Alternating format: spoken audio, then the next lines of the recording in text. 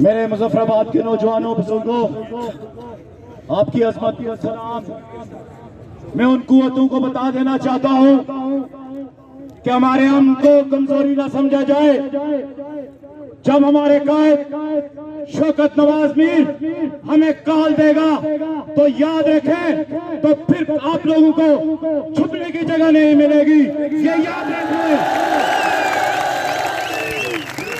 हमने ये तय कर लिया है कि रोज रोज मरने से एक दिन मरना बेहतर है।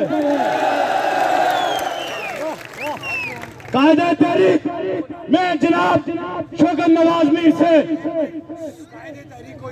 अपने भाई शौकत नवाज मीर से, क्योंकि हम शौकत नवाज मीर को चाहते हैं बस, क्योंकि हम किरदार के पीछे खड़े होते हैं। शौकत नवाज मीर साहब हुक्म करो, सबसे पहले हमारे अपनी जानू के नजराने पेश करेंगे। चैनल मेरी हर सफे अव्वल का किरदार अदा करेगी।